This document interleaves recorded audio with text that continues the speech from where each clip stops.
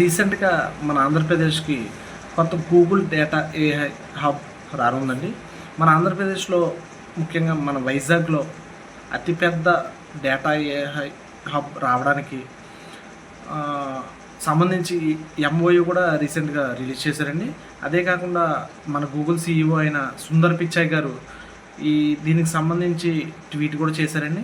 అయితే ఈ data centre అంటే ఏంటి? దాన్ని ఏ విధంగా యూజ్ చేస్తారో మనం అందరూ తెలుసుకోవాలండి. అయితే ఇప్పుడు సింపుల్‌గా చూసుకుంటే ఇప్పుడు ప్రతి ఒక్కరు ఫోన్స్ వాడతారండి. దానికి కొంత మేరకు డేటా అనేది ఉంటదండి డిఫాల్ట్‌గా. ఆ డేటాని మనం ఫోటోస్ రూపంలోను, వీడియోస్ రూపంలోను ఉంచుకుంటాం. అయితే మన ఒక్కళ్ళ దగ్గరే 8 GB by suppose 8 GB data అనేది ఉంటే మన ఒకరి దగ్గరే మన దేశవ్యాప్తంగా, రాష్ట్ర వ్యాప్తంగా చూసుకుంటే 195 దేశాల యొక్క డేటాని ఇలాంటి డేటా సెంటర్స్‌లోనే స్టోర్ చేస్తారండి. అయితే ఈ డేటా సెంటర్స్‌ని చాలా సర్వర్స్‌ని ఒక దగ్గర పెట్టి స్టోరేజ్ సిస్టమ్స్‌ని మనం యూజ్ చేసే చాలా డేటాని ఒక దగ్గర పెట్టి ఆర్గనైజ్ చేసేదాన్నే డేటా సెంటర్ అంటారు. అదే కాకుండా మీకు అర్థమయ్యేలాగా చెప్పాలంటే ఇంటర్నెట్ బ్రెయిన్ అని కూడా అనొచ్చండి దీన్ని. అయితే మన మన దేశంలో చాలా డెవలప్డ్ సిటీస్ ఉండగా మన విశాఖపట్నంకే ఈ తీసుకురావడానికి డేటా సెంటర్స్‌ని మేజర్ కారణం చూద్దామండి ఇప్పుడు.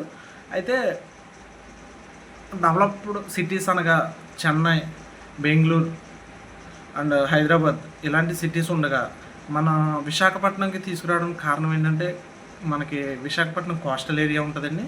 మన కోస్టల్ ఏరియా అంటే ఈ డేటా సెంటర్స్కి ఎప్పుడు మనం ఈ ఫోన్ ఇప్పుడు జనరల్గా యూజ్ చేసే ఫోన్కే ఎక్కువ యూజ్ చేస్తే బేసిక్గా హీట్ ఎక్కుతుందండి.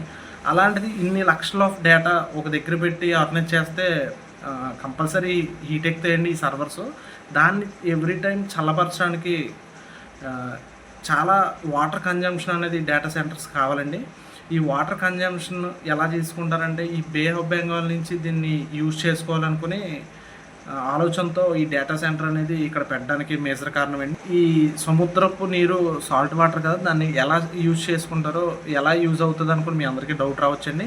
అయితే దీన్ని డీసాలినేషన్ అనే మెథడ్ ద్వారా ఇది సాల్ట్ వాటర్ని న్యాచురల్ వాటర్గా, నార్మల్ వాటర్గా కన్వర్ట్ చేసి దీన్ని యూజ్ చేసుకుంటారండి. అదే కాకుండా ఈ డేటా సెంటర్కి మోస్ట్ ఆఫ్ ద పవర్ కూడా చాలా ఎక్కువ కన్జంప్షన్ చేసుకుంటుందండి. అయితే ఈ పవర్ని కూడా న్యాచురల్గా మన సోలార్ ఎనర్జీ ద్వారా, గ్రీన్ ఎనర్జీ ద్వారా, విండ్ ఎనర్జీ ద్వారా జనరేట్ చేసుకుంటారని కూడా చెప్తున్నారు. మన వైజాగ్లో పెట్టినున్న ఈ డేటా సెంటర్ కెపాసిటీ వచ్చి 1 గిగావాట్స్ అండి. దీని ఇన్వెస్ట్మెంట్ వచ్చి $15 బిలియన్ అండి, నియర్లీ 135,000 కోట్లు. ఈ డేటా సెంటర్స్కి globally underground subsidiary cables ల్యాండింగ్కి బెస్ట్ ప్లేస్ అనుకోవచ్చండి ఈ Vizag. And connectivity of 12 countries like Singapore, Malaysia and ఆస్ట్రేలియాకి, ఇంకా అదర్ కంట్రీస్కి పోస్టింగ్కి బాగుంటుందండి ఈ వైజాగ్. అయితే ఈ డేటా సెంటర్ ఏపీకి, అదే వైజాగ్కి రావడం వల్ల బెనిఫిట్స్ ఏంటో కూడా చూద్దామండి.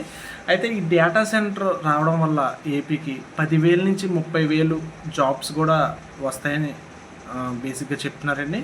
అయితే ఈ డేటా సెంటర్ సంవత్సరానికి వచ్చి 10,000 కోట్లు రెవెన్యూ కూడా జనరేట్ చేస్తుంది గవర్నమెంట్ కానీ కూడా చెప్తున్నారు. అదే కాకుండా ఎకో సిస్టమ్ని బిల్డ్ చేస్తుంది అంటున్నారండి. ఎకో సిస్టమ్ అంటే మన పాన్ షాప్ దగ్గర నుంచి జిరాక్స్ షాప్ దాకా అన్నీ డెవలప్ అవుతాయండి. అండ్ ఐటీ కంపెనీస్ కూడా రావచ్చు. అయితే మన అందరం స్టడీస్ అయిన తర్వాత జాబ్కి వేరే వేరే స్టేట్స్కి వెళ్ళాల్సి వచ్చేదండి.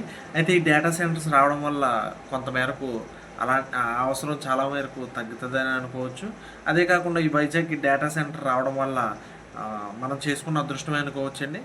అదే కాకుండా డేటా సెంటర్ అంటే ఏంటి, దాని ద్వారా బెనిఫిట్స్ ఏంటి, అది వైజాగ్కే తీసుకురావడానికి కారణం ఏంటి కూడా ఇలాంటి ఇన్ఫర్మేషన్ వీడియోస్ తెలుసుకున్నాం.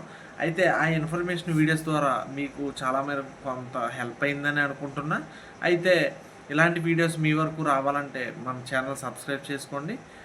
అదే కాకుండా లైక్ చేయడం కూడా మర్చిపోకండి. Thank you. జై హింద్.